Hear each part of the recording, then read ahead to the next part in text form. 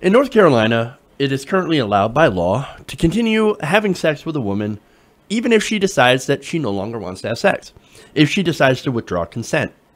Now, North Carolina is currently the only state, by the way, where the law explicitly says that once you give consent, you can no longer revoke it. You're not allowed to do so. Now, look, this is crazy. This is insane. Look, I think 99%, hopefully 99%, at least, people agree that if she decides that, hey, man, look, I know I gave you consent, but I'm just not into it, okay? Well, you're supposed to stop having sex with her. When she says, okay, stop, you're supposed to stop. But unfortunately, in North Carolina, what the law says is that, no, go ahead. Even if she says stop after she gave you consent, if she doesn't want it anymore, well, you're not allowed to take that consent back. Now, of course, there's one senator there, well, plenty of them actually, but one specific senator that wants to change this, right? But before I get into that, let's give you some background on how this decision came to be. Now, back in 1977, a woman named Beverly Hester had been sexually assaulted. Now, according to the summary included in the North Carolina Supreme Court decision, State v. Way, she testified that the perpetrator, Donnie Way, threatened to beat her up if she didn't have sex with him while hanging out at her friend's apartment. Now, when she tried to leave the bedroom, he had allegedly slapped her in the face. Hester went on to tell the court that Way penetrated her anally and forced her to perform oral sex on him. She then said he began having intercourse with her, though she begged him not to because she was a virgin. Now, he stopped when she complained of severe stomach pains. Later at the hospital, she told her mother that she was raped. Okay, so that's a horrible, horrible, horrible story. But it actually starts to get worse. Now, first it'll get better, then it gets worse. Now, despite her testimony, the jury appeared to be swayed by the defense's argument that Hester initially agreed to have sex with Way. During deliberations, they returned to ask the judge whether consent could be withdrawn. The judge noted that it could, especially in cases where the intercourse has turned violent and thus no longer consensual. So Way ended up being convicted of second-degree rape. So, okay, that's actually, oh, good. He got convicted of rape because he raped her. Now, the state Supreme Court, however, disagreed with the lower court's interpretation of withdrawn consent, saying that, quote, if the actual penetration is accomplished with the woman's consent, the accused is not guilty of rape, although he may be guilty of another crime because of his subsequent actions, according to the High Court. So basically what they said is that, look, no, once you give consent, you can't take it back. You've already agreed to it, and you can't stop midway. Now, that is both awful and insane. Look, people change their mind. Sometimes they decide, hey, you know what? I'm actually not comfortable with this.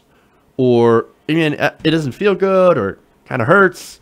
I don't want to do this anymore. Okay. And once they say stop, doesn't matter the reason, they say stop, you're supposed to stop. Now, I know, guys, sucks, right? But guess what? Giving guys blue balls, not a crime. Having sex with someone who no longer wants to have sex, therefore doing it against your will, it's a crime. Or at least it should be considered a crime. But apparently not in North Carolina. Because of this Supreme Court ruling, women in North Carolina for the last 38 years were unable to legally withdraw consent. Now, there was one case, a little bit more recent, of a woman named of a 19-year-old woman named Aaliyah Palmer. Now, Aaliyah Palmer allegedly agreed to have sex with a man at a party, but changed her mind when he decided to get violent. But because of this law, she was unable to legally revoke consent after penetration. This is a terrible decision. That is awful, unconscionable. So, of course, here comes Senator Jeff Jackson.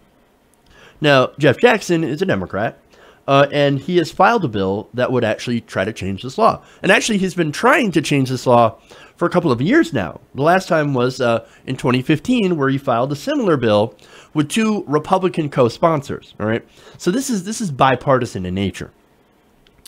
Now, the new bill reads in part, a person may withdraw consent to engage in vaginal intercourse in the middle of the intercourse, even if the actual penetration is accomplished with consent and even if there is only one act of vaginal intercourse.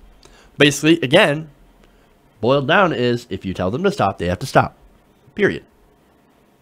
Now, this is common sense, and it actually, look, it's about consent, it's about body autonomy, okay? When you rule against somebody and say that you cannot revoke consent, you're basically saying they can do whatever they want to your body because forever because you gave them permission once. That's not how this shit works. It's not how it works. So you would think that this bill would be something that would pass quite easily, right? Wrong. Currently, the bill sits in the Senate Rules Committee where it is likely to be tabled.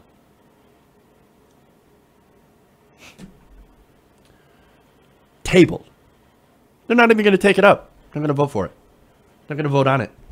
Why? Why?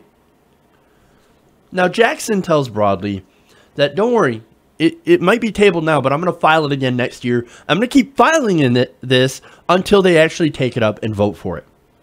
He said, this really shouldn't be a controversial matter.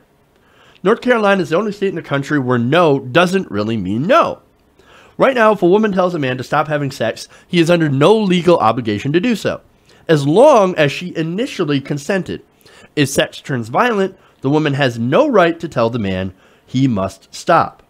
Again, this shouldn't be hard. This is a simple premise, right?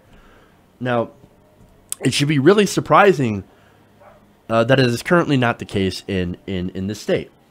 And actually, you'd be partially correct, because it turns out a lot of people don't know that this is the case. Jackson says he first encountered the loophole when he worked as a criminal prosecutor, when his office was forced to dismiss a rape charge because of these specific circumstances. Quote, very few legislators are aware that this is current state of our law. They're very surprised when I tell them most of my conversations have been educating our members about this plainly unacceptable loophole in our rape law. I have not had any members defend this loophole. Every legislator I've spoken to agrees we need to fix this. Now look, again, he's working with Republicans, he's working with Democrats, he's Democrat. This is a bipartisan thing, right? Now, that's not to say that Republicans are all unanimously obviously against this. Now, if they did, then they would vote to end the loophole.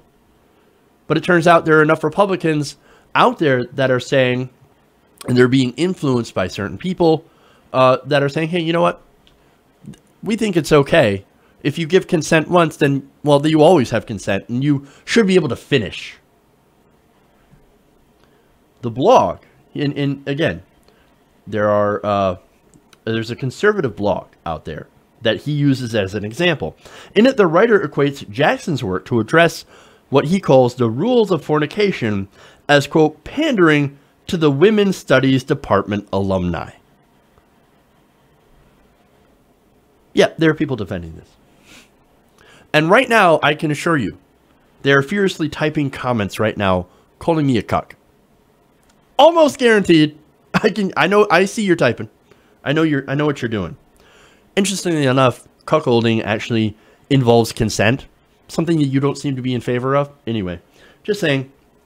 Now, this blog, Jackson says, unfortunately carries some influence with many of our conservative members. But look, it is so incredibly heinous to tell women that they're unable to withdraw access to their own bodies once they've given it. Okay. Again, I know people who will probably defend the guys, but you know, hey man, she said yes, but it's not fair. It's not fair. She had originally said yes, but then she said no. I'm so confused. When she says no, when she says stop, you stop. That's not confusing. That's not hard. And you know what's also fair is making somebody do something that they don't want to do. Imagine if you were on the other side of that for a second, guys. You no longer wanted to be penetrated. I know it's hard for some people, right? It takes a little bit of empathy, but I'm sure you can figure this out. Okay, it's not hard. You can figure out why this situation needs to change if you just put yourself in someone else's shoes. Okay. Now, one more thing here. Now, the law also, and this is a problem, creates a notion that when a rape happens, as it is now in North Carolina, If it happened, it didn't really happen. If you originally given consent and then were raped because you withdrew your consent, well, that rape didn't happen. It's not actually rape. Because, you said okay first. And once you did that, you gave up your ability to say no. Even if that encounter ends up being very painful and violent. And that, at the end of the day, is just not okay. Hey everybody, thanks for watching this video. If you want to see more like this, please hit the subscribe button below. And if you want to support truly independent progressive media, please consider becoming a patron at patreon.com/TYTNation.